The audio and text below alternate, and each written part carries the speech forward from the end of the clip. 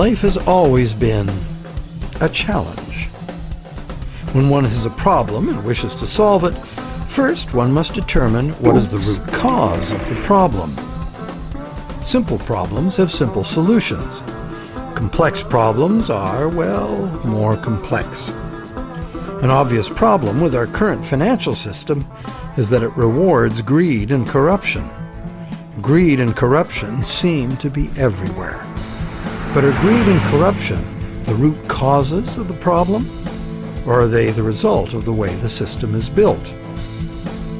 Logically, one should first ask, are there built-in reasons why the system works the way it does? And if there are, can they be built out?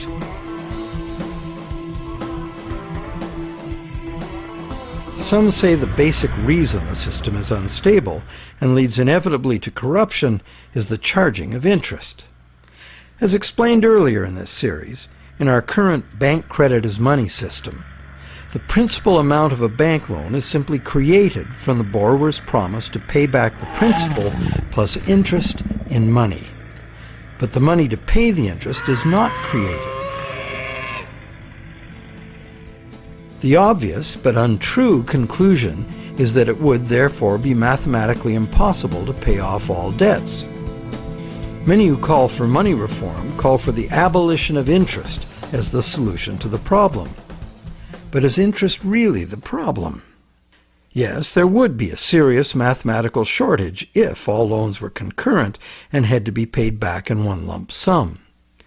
That problem might apply to gangland loans and sometimes to farm loans, but that's not how the banking system works in general.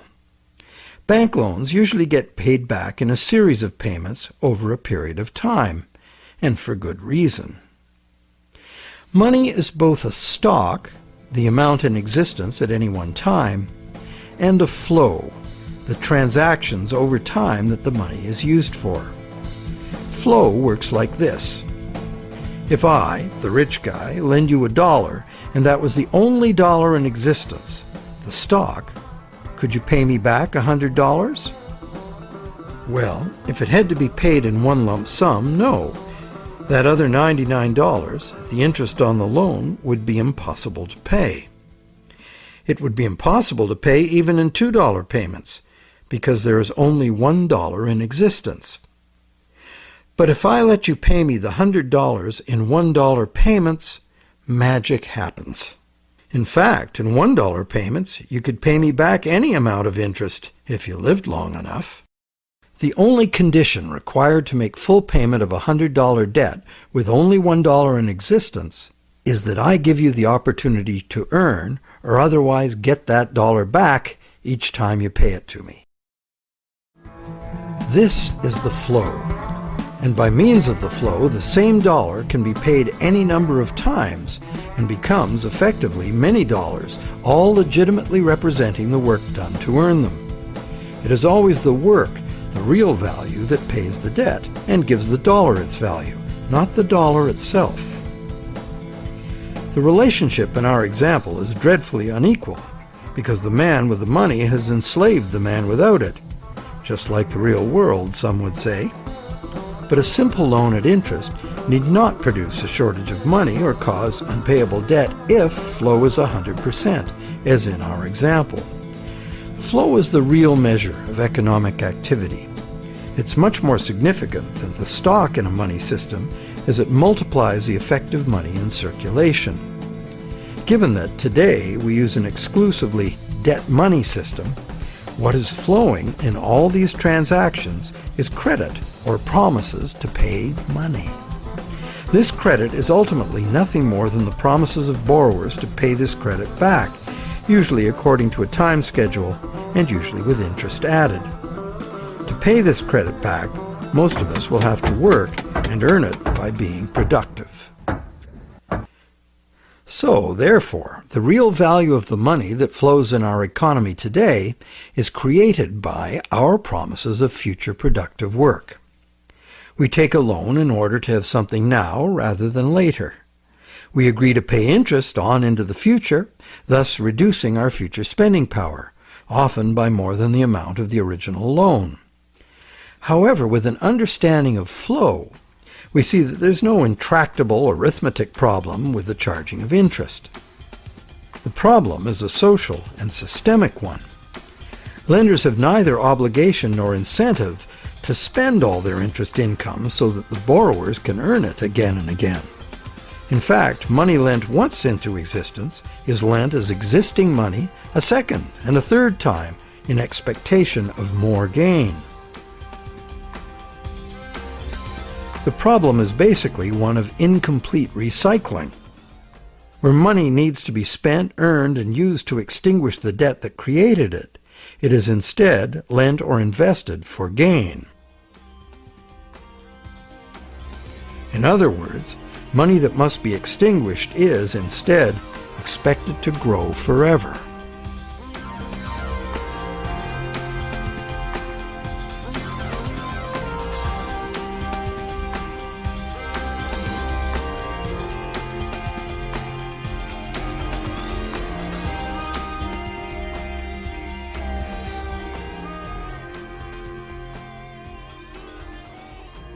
Here's another simple example of a basic mechanism inherent to all lending. Let's say I lend you $100 and you spend it into circulation. It eventually ends up in the possession of someone who doesn't need to spend it and decides to lend it instead. Now once again, let's say this is the only $100 in existence, so you have to borrow it from the secondary lender in order to pay off your debt to me. But now you have to borrow it from me to pay the secondary lender. This twice-lent money has become a perpetually unpayable debt. This debt can never be extinguished, nor even reduced without a default. Notice that interest doesn't even enter into this equation. The problem of perpetual debt remains, interest or no. And even if the money itself is of intrinsic value, like gold or silver, or if it is issued by governments as cash, twice-lent money creates perpetual debt exactly the same way.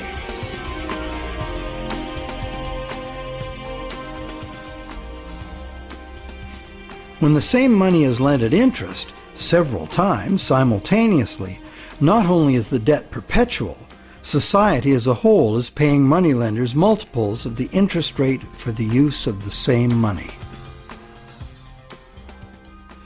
There's an expectation that existing money should increase indefinitely by being lent at interest.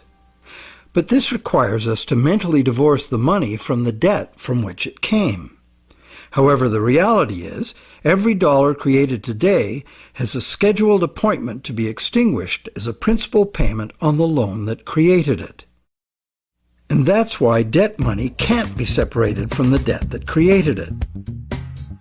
It's like a yo-yo spun out into circulation in the economy for a while and then pulled back in at the appointed time. In order for the yo-yo to be free to return, all of the debt money needed to extinguish the debt has to be available to be earned. The flow must be complete. Can't we just pay off these debts with other money? But what would other money be? Today, the amount of physical cash and coin in circulation is very small.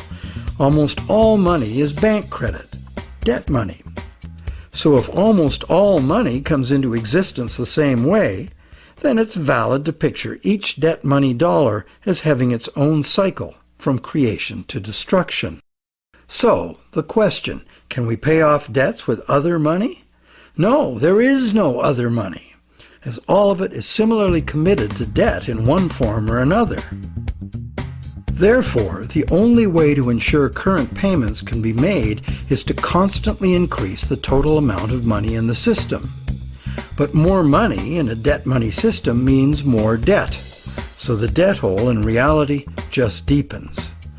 Since debt is money in this system, it creates the fantasy of wealth for a while. But fantasies must come to an end. The day of reckoning can be pushed back, but only by passing the debt on to generations yet unborn, which is precisely what we are doing now. Government debt piles up endlessly. Corporate debt piles up, consumer debt too. As long as total debt keeps increasing, the system can stay ahead of the debt monster. But all of this debt is an absurd fantasy that our descendants will surely never repay. Nor would they be advised to, as repayment of debt would eliminate the money stock and plunge the world into a depression.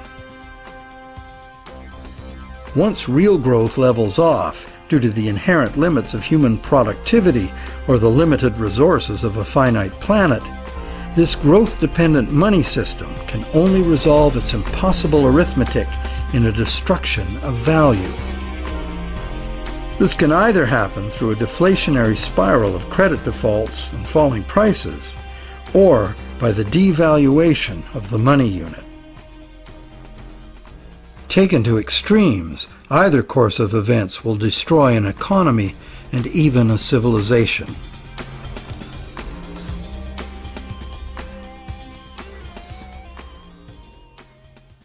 The only other choice is debt forgiveness. In the ancient world, a regular debt jubilee, society-wide forgiveness of debts, was a common practice to deal with these unavoidable problems with lending. It was considered normal, even by the rich and powerful, that the general good of society took precedence over the rights of those rich enough to be lending money for profit.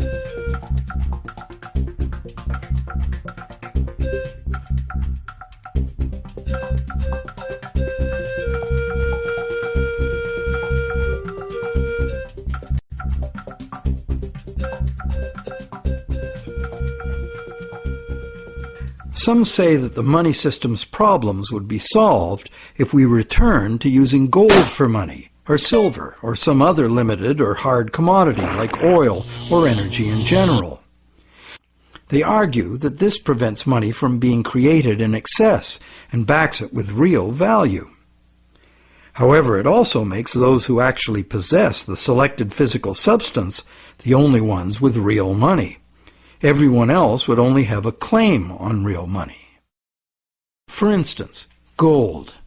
How would we ever transition back to an honest gold economy with a natural distribution of gold among the population?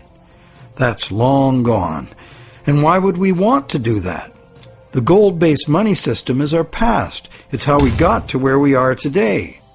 Gold is inconvenient. Even more so is a barrel of oil. Therefore, whether gold or oil or kumquats, trade will be carried out in promises. The real question is, if we are going to trade using promises of delivering something of real value, why gold? In fact, why any single commodity? At this time in our evolution, doesn't this very old idea of money merit serious re-examination?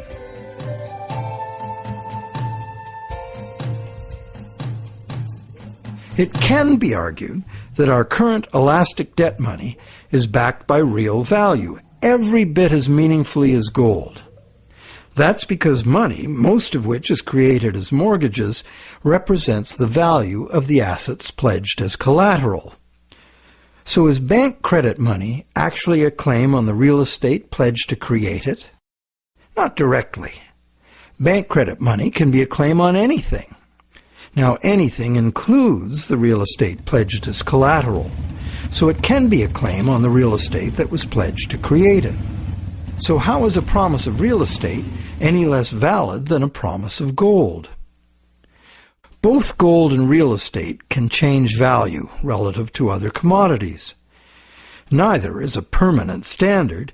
In fact, there can never be a permanent standard of value because value is always subjective and variable. So it would seem that the crucial difference between a claim on gold and bank credit is that bank credit is not a claim on any specific real thing, while the promise of gold is. The promise of gold has to be a promise of a specific amount of a specific real thing from a specific promiser. Isn't that the essential reason why many people would consider a promise of gold the better promise? But that is only true if the promise is reliable and what is delivered is really gold. with the discovery that some of the gold bullion sitting in central banks is actually relatively worthless tungsten plated in gold, the whole argument that gold is the most solid, reliable money is shown to be neither solid nor reliable. Precious metal is susceptible to counterfeiting, it's heavy, and it's vulnerable to theft. So to return to commerce via the physical exchange of precious metal coins would mean civilization had reverted to a pre-electronic level of technology. In the absence of such a collapse, the economy would still wind up running on promises just as it does now. So once again, money would only be as good as the promises made, and there would be no need of actual precious metal coins if all transactions were carried out with promises.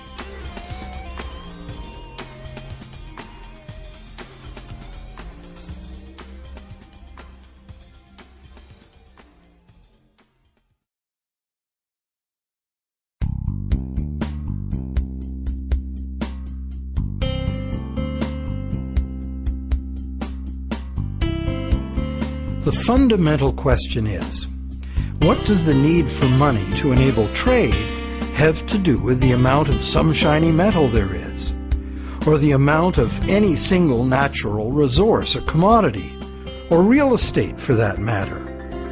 Where is there any meaningful relationship between the functional need for money and any of these things?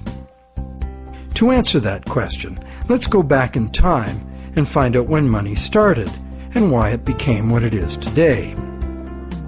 We know that Stone Age people had money.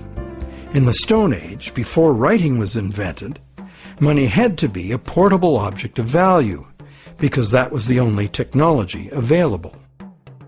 That's why rare shells and stones, from which jewelry could be made, were ideal as money.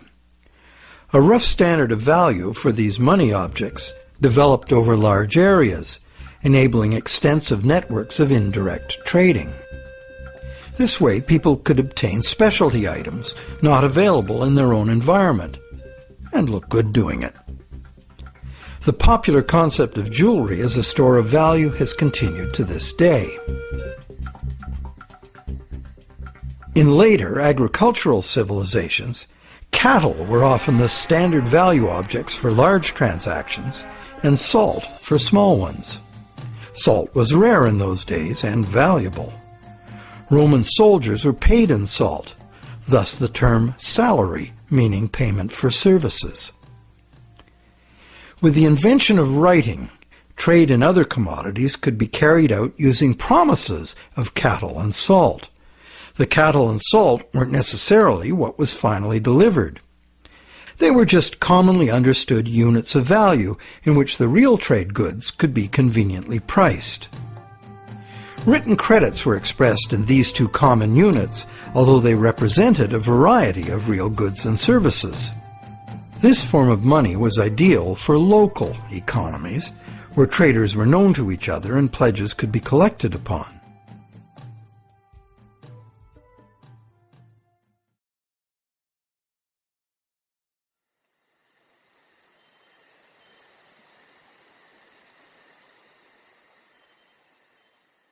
Agricultural surpluses allowed some people to leave the farming to others and specialize in particular crafts.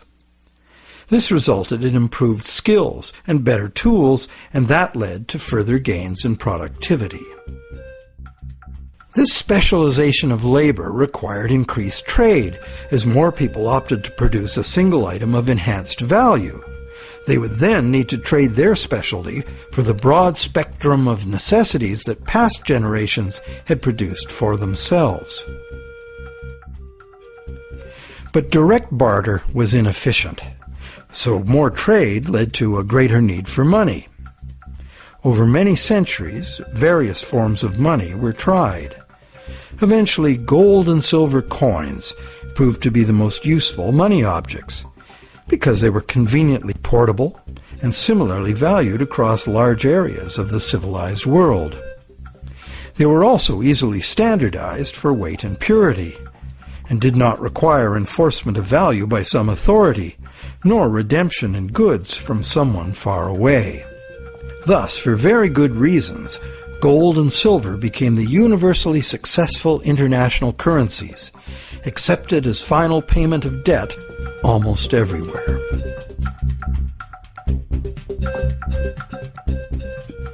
The problem with a system in which money is a standard commodity is that it is most efficient when only one standard commodity is used. But if you do that, it makes the value of money exclusively dependent on the quantity of that one commodity in relation to all other commodities.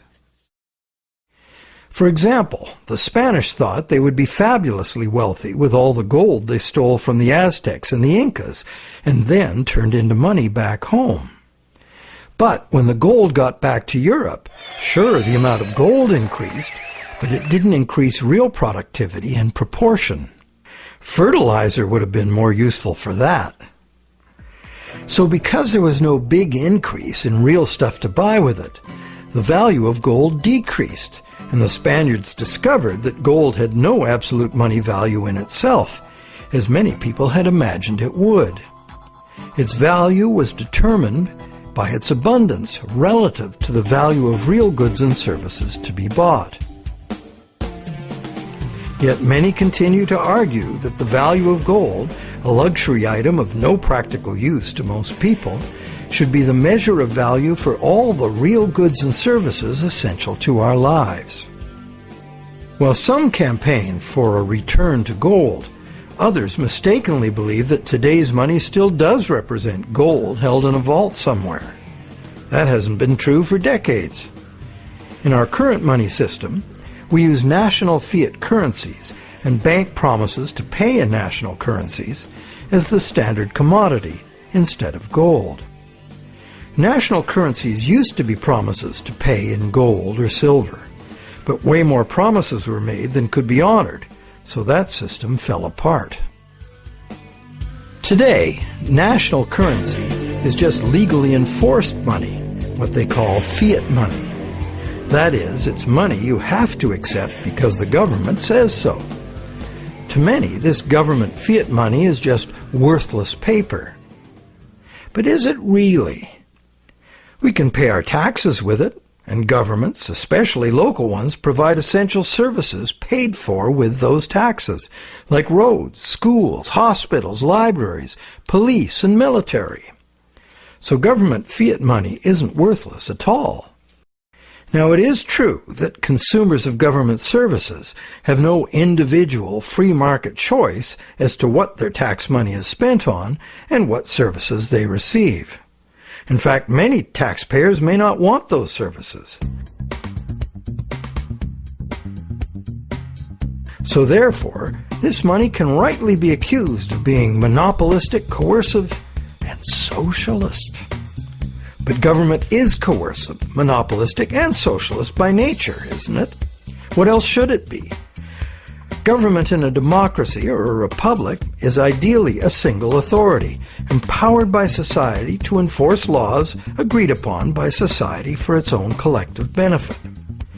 In a free market economy, government must provide the level playing field of law within which the free market can function.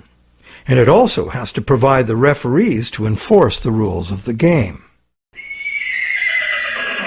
Those who are nostalgic for the freedom of the frontier should recall that the first thing early settlers usually did was elect a sheriff and build a jail and collect taxes to pay for both, for good reason. So government fiat money isn't inherently worthless by nature.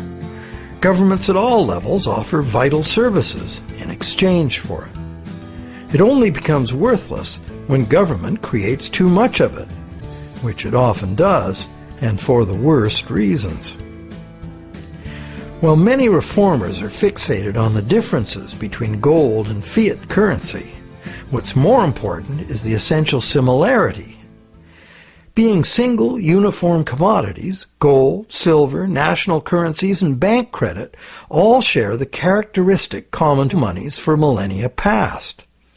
The more money there is, relative to the real things available to buy, the less the money unit is worth. Thus, the total quantity of money in circulation is extremely important to maintaining the general price levels. And today, this quantity is largely determined by the demand for new money to purchase real estate and speculative equities. This makes the supply of money for general trade particularly vulnerable to real estate and stock market bubbles.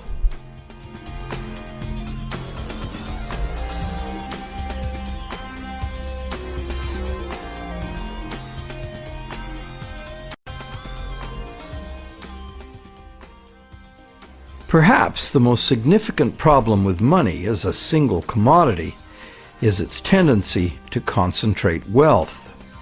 Those who have no money must get it from those who have it to lend. Anyone with extra money can lend it at interest, and if, rather than spending all of the interest, they add any of it to their lending capital, they will accumulate even more money to lend. One reputable study counted all the ways we pay interest, directly on our own debt and indirectly in prices and taxes for corporate and government debt. This was compared to the interest we earn from all sources. This study found that only the richest 10% come out ahead. The next 10% do little better than break even, and the remaining 80% pay more than they receive, the poorest losing out the most. Now, in our current bank credit system, money is created as debt to banks. This debt is required to be repaid to the banks in money, either fiat cash or bank credit. Therefore, the ability of all borrowers to repay depends on the availability of fiat cash or bank credit. The supply of fiat cash is controlled by the nation's central bank. But fiat cash makes up only a very small proportion of money. Usually about 95% of all money is bank credit. And who controls the availability of bank credit? The banks? Well, on the one hand, what the banks can do is constrict the supply of credit any time they want to, with high interest rates or by just not granting loans. On the other hand, the banks can lower interest rates and encourage borrowing, but they can't expand the money supply unless borrowers are willing to borrow. If cautious and reliable borrowers are in short supply, banks must take bigger risks, as interest must be paid to depositors and banks cost money to run. The bank credit money supply is, as they say, highly elastic. And because it's based on the willingness of borrowers to borrow and the reliability of borrowers' credit, it is vulnerable to both rapid expansion and drastic shrinkage. Also, everyone is legally obliged to pay in money. Now, money in reality is just an accounting of debt, and accounting follows strict rules, so the whole situation is governed by inflexible numbers. That's why a sudden shrinkage in the money supply caused by some defaults has the inevitable follow-up effect of causing more and more defaults and even more shrinkage of the money supply. This self-reinforcing downward suction leads us into economic collapse and the economic and social absurdity of unemployed, dispossessed people camping outside their empty, vandalized homes. And what does the government do about it? It loads bankrupt taxpayers with astronomical fantasy debt that will never even be reduced, never mind paid off.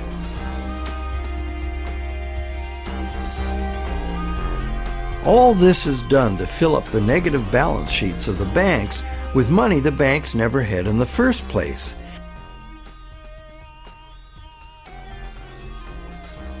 And then they use it to pay themselves obscene bonuses. Life is good for those who know how to play the system.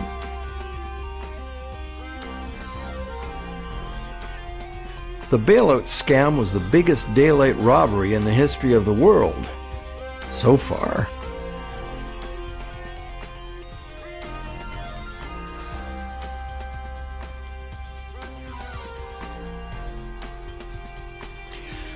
All of these tendencies of the money as commodity system are features of the system itself. The greed and corruption comes in as those who understand the system profitably surf the inevitable waves of boom and bust. Those who understand the system know what's coming and even precipitate it when the time is ripe for them to take advantage of disastrous mass events for their personal and political gain. But it's the structure of the system itself which gives them the opportunity.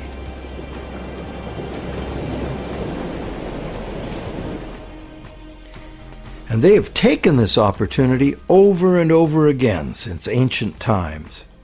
People complain of the injustice, blame each other, blame the left or the right or whoever the scapegoat of choice is. But they never really catch on to the reasons this keeps happening. That's because most of us shy away from trying to understand the true nature of money and of freedom.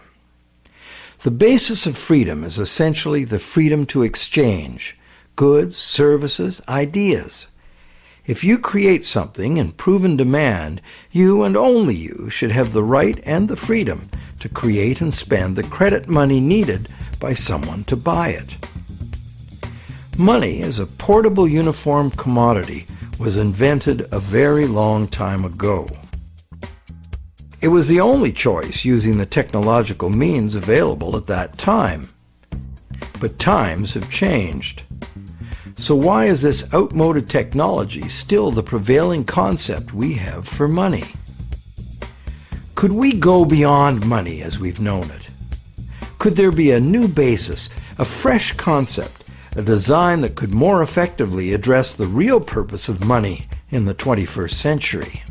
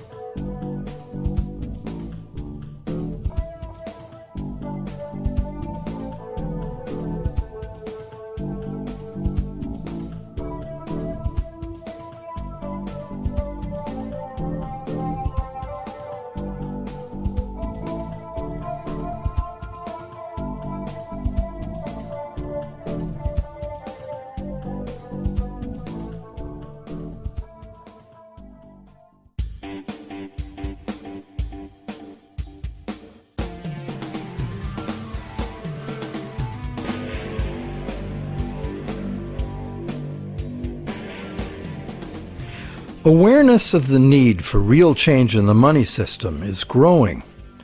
But what direction to take? What exactly is the problem, and how can it be solved? The safest and only real choice, many people argue, is to return to gold, or a gold standard, because this worked for millennia in the past. But gold itself is impractical for transactions in the modern world. It was impractical centuries ago, which is why the promise to pay gold system developed. And so it is certain that, in practice, transactions would be conducted in promises to pay gold, not gold itself. Thus, the promises to pay gold money will only be as reliable as the promises. So in reality, it isn't the gold that makes the system work, it's the reliability of promises. Would they be reliable promises? Maybe. But what we would be using as money would be like the old goldsmith's promises, made in the knowledge that only rarely does anyone ever ask for real gold. This was the problem with the goldsmith situation. The real gold was seldom claimed, allowing fraudulent promises of gold to be made and used as money. Why would history not repeat itself if all the same elements remained in place? Another thing. What most people say they like about the gold system is that promise of gold money is a promise of a specific amount of real value. Now this is an odd idea, given that the vast majority of us have no use for gold, so how much real value can it have for us? Wouldn't a promise redeemable in food, clothing, or shelter be much more real? People also like the idea that gold is just gold, doesn't need a government to create it. However, it does need miners. In a gold money system, mining discoveries, jewelry making, industrial use, hoarding, and counterfeit bars of gold-plated tungsten would all influence the money stock. What on earth does any of that have to do with the need for money for trade? Lastly, gold as money is a single uniform commodity, manifesting all the inherent mathematical defects of lending demonstrated in Part 1 of this movie. Being a coin with intrinsic value doesn't make any difference. A lot of gold and silver's appeal comes from a belief in an oversimplified version of history. People assume that coins were invented to standardize the inherent value of the metal they contain. This is true, but right from the beginning, some of the earliest coins were created based on a diametrically opposed idea. This was done because the rulers at that time foresaw the inevitable negative consequences of using limited supplies of precious metals as money. Therefore, they chose to avoid that route. Instead of precious metals, these rulers struck coins of iron or copper and defined their value by decree.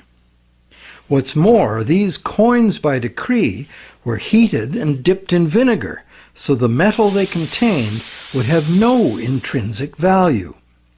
These coins were in fact the original and true fiat money. They were merely tokens of value, money created by law and enforced by the ruler's authority.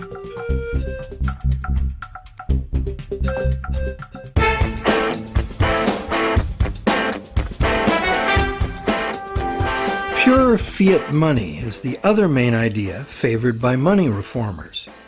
They would restore fiat money to its true status as a national government monopoly on money creation. This current of money reform, in stark contrast to the gold advocates, insists that true money is fiat money by authority of the state. This money is to be simply spent into existence as a promise by the state to accept the same money back in payment of taxes. The taxes are compulsory, and the state also promises to enforce the acceptance of this money in court. These are very reliable promises and can result in very reliable money if not abused. The problem these fiat money reformers have with the current system is that government has given away this power to private bankers and is now borrowing at interest money it could create itself with a few keystrokes, just like the banks do. This results in a massive unpayable national debt on which interest will forever be paid. This ever-growing national debt expands the money supply when new money is created by the central bank to buy more government debt. And the interest burden, passed on through taxes, adds to the cost of almost everything we buy, one way or another. In contrast to money being created as national debt, fiat money, simply spent into existence, would save the taxpayers immense sums of interest. It would free future generations from impossible debt, and it would forestall the tendency to inflation because the money supply would not grow forever with the national debt, as there would be no national debt. In the fiat money system, taking fiat money out of circulation by means of taxes preserves or restores the value of the remaining money in circulation. Not taxing it back sufficiently would devalue it. Understanding the proper use of government fiat money is a revelation. If you can charge prices or taxes for something in the future, you can issue that much new money now, because it is your valuable services to others and the reliability of your promises that create the real value of any money. The government can honor its promises to accept its money back in taxes, and it will make your debtors pay you in government fiat money if you take them to court. These are good reasons why government-issued money works now, and why it would work if governments just self-issued this credit instead of borrowing it from banks. But in this pure fiat money system, the money supply must still be determined by central authority. Therefore, the money supply is still limited, monopolistic, and managed from above. They have the power to create money, and you have to get the money from them. They also have the power to create way too much money and spend it on wars and other unproductive activities without the approval of those whose productivity gives that money its value. In the current system, these inflationary debts are now beyond absurd, threatening to crash the entire system and drag the whole world into chaos. To save themselves, governments are now laying impossible claims upon the productivity of generations yet unborn, a truly hopeless cause given the overall world situation. Witnessing government performance to date, many people believe that returning the full power to create money to corrupt, incompetent politicians would not only fail to solve our problems, it would be the height of insanity. It would really all depend on the quality of the people in government. Fiat money reformers believe there would have to be a substantial revolution in government to wrest this power back from the banks. Therefore, they believe it would be reasonable to expect that honest and competent people with a sincere concern for the public good would be in charge. But, good guys or bad, we would still be dependent on some distant someone else to maintain the value of our money. And they would have 1,000 pressures and temptations to enrich themselves by not doing so. And like gold as money, government fiat money is a single uniform commodity, manifesting all the inherent mathematical defects of lending at interest and twice lent money.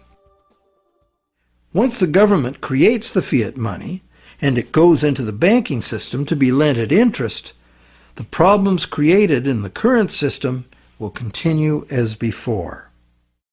So, this pure fiat money idea might be very useful in rescuing governments from their own hopeless financial positions, and it is a limited example of the self-issued credit principle being advocated here. But pure fiat money would not address the root problems inherent in the math of lending, unless the principle were expanded beyond government. Advocates of pure fiat money like to claim it is money created by law, as if it were independent of economics. But if new fiat money were just spent into existence year after year without being removed from circulation as taxes, it would become worthless. What these fiat reformers tend to ignore when quoting history is that in ancient money created by law systems, the prices of critical commodities were also dictated by law.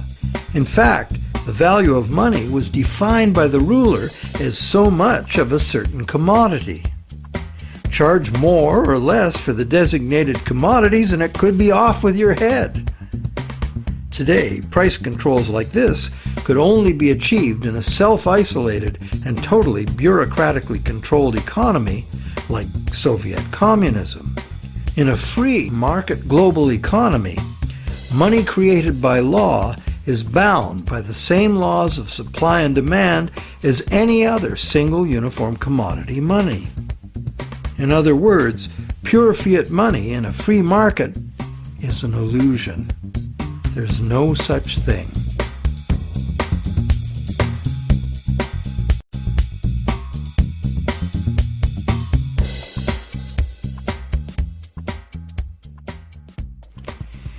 In the third stream of money reform are the various types of so-called alternative currencies, all of them based on some concept of money being created as self-issued credit. Many examples of such systems exist today all over the world. Some are very successful business-to-business barter networks, in which businesses create product credit money to use among themselves, independent of banks and government, and usually interest-free. Such systems are tolerated, and in Switzerland the existence of the Weir system is generally credited with stabilizing the banking system by expanding when the conventional system contracts and vice versa. But in the past, when they became too successful, alternative currencies were usually suppressed by the banking system or even outlawed by government. So, active suppression is the most significant external problem. The most common inherent problems with these systems are their limited scope and acceptance, their operating costs, and the unreliability of member credit. What the conventional banking system provides, worldwide reach, affordability, credit checks, and debt enforcement, are the necessary services that are usually inadequate or prohibitively expensive in the alternative systems. Once the small group of idealistic and honest originators are joined by members exhibiting the full range of human behavior, alternative systems discover they must deal with cheaters. Some are deliberate cheaters, others just not too conscientious about their debts. And at the opposite end of the spectrum are the hyper-conscientious people who won't issue credit because they are afraid they won't be able to fulfill it. A self-issued credit system cannot work if the members are afraid of issuing credit. And that is why it makes far more sense that government and essential industries like farming, forestry, mining, manufacturing, and construction should be the main and widely accepted sources of self-issued credit, not vulnerable individuals trading haircuts for pottery. However, we are talking about creating a truly liberated system of exchange. Therefore, in this proposed new system, anyone would have the freedom to issue credit, because only voluntary acceptance would determine the circulation of it. The costs of accounting in self-issued credit systems could be overcome entirely by emerging technologies, allowing the creation of a digital coin. Digital coins could be passed from one owner to another, peer-to-peer, so that no bookkeeping and no third-party involvement, like banks or PayPal, is required. This leaves only the problem of achieving global spread. Thanks to technology again, this could now be achieved at little cost and at the same rate and with the same ease that the existing social networks like Facebook and Twitter have spread. So there is a positive answer to all the questions we've posed in this movie. And there is a solution that has the potential to unite the three seemingly conflicting schools of money reform into one cohesive movement for fundamental monetary change. Because, when examined closely, be it gold, tax receipts, or someone's goods and services, all three schools of money reform are really calling for the same thing. Money that is redeemable for something specific from someone specific. Once one comes to that realization, it becomes obvious that self-issued credit for the full range of goods and services in demand would necessarily include gold, silver, and government tax receipts, as these are also things in demand. We just need to look beyond obsolete beliefs to see the heart of the situation. The all-inclusive self-issued credit system, the basis for almost all so-called alternative currencies, could contain within it both the precious metal and the payable for tax models of money without any contradiction.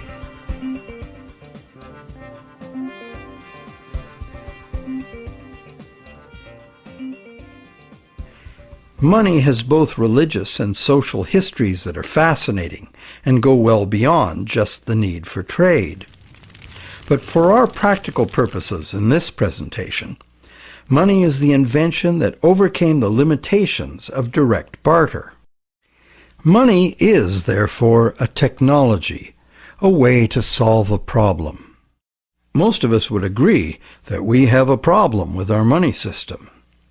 This is no surprise once we realize the current system was designed by bankers in their own interest, and governments wanting to pump out artificial money to wage war and pay for it with the hidden form of taxation called inflation. It was not a well-thought-out project of mathematicians and engineers seeking to create a money system for the general benefit of humankind. There are now many people, including mathematicians, engineers, and even cartoonists, trying to rethink money as the need to do so becomes obvious.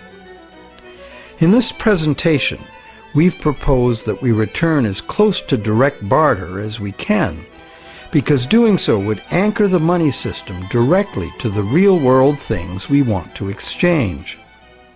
The destructive flights of fantasy money that have brought the current system to its breaking point would not be possible. Self-issued credit is not a new idea. It is, in fact, an idea as old as numbers and written record keeping. That is very old. However, only with our new technologies can it finally achieve its full potential as an international medium of exchange. And this transformation is already underway. Extensive electronic barter networks, some with their own currencies, exist among businesses right now. These could grow into a new global money system. In Canada, Canadian Tire Money has been a self-issued credit for goods currency for decades. This money is redeemable for merchandise at Canadian Tire stores only, but is widely exchanged as payment by third parties because almost everyone eventually buys something at Canadian Tire. Like Air Miles and other bonus point systems, it is only a customer reward program at present. But anything that can serve the purpose of money can be money. Private enterprise self-issued credit money already exists in several forms all over the world, and more private enterprises are going in this direction. Money becomes money by acceptance. So one could say, the path to freedom lies before us if we can only accept new and broader ideas of what money is. Looked at logically, why wouldn't a legally binding contract for delivery of specific goods and services from a specific supplier be much more acceptable as a medium of trade than the much abused government bank monopoly money we are using now? And does it not seem natural and logical that the source of money should be the same as the source of real wealth, the productive members of society? And does it not seem natural and logical that the value of anyone's credit should be determined solely by their own proven success at living within their means, no one else's? And does it not seem natural and logical that the value of what we have earned with our work and productivity should not be susceptible to being destroyed or stolen by the gambling of some very greedy people? We hope that watching the Money is Debt series has given you insights into why our money system functions the way it does. We also hope that we've demonstrated how a return to gold or a switch to any single uniform commodity as money does not solve the fundamental problems with money. Manipulation of single commodity money has milked productive people of their life energies and prosperity for millennia. That this predatory wealth extraction system could soon take the form of a single global bank emerging as an unaccountable big brother world dictatorship should concern everyone. We hope you're encouraged to do your own thinking about money, a subject that has been ignored and misunderstood by the public for much too long, to our great disadvantage. And, not to criticize without offering an alternative, we have, in this final movie of the series, offered a comprehensive and detailed picture of how a radically new economic system might work if interest-bearing product vouchers were the medium of exchange, thus eliminating money as a commodity in itself. Instead, money would be a global measurement unit like minutes, meters, and tons. The existing physical situation on this planet is not sustainable, and the number one technical obstacle to doing anything serious about it is the current growth-addicted money system, which is itself unsustainable. The crisis is upon us. If you'd rather think about solutions than despair about the problems, think about taking back our money power with self-issued credit. Join with others who realize the need for radical change and spread this knowledge and understanding as fast and as far as you can. The masses of people must take upon themselves the responsibility to wake up, realize our power, and create something better.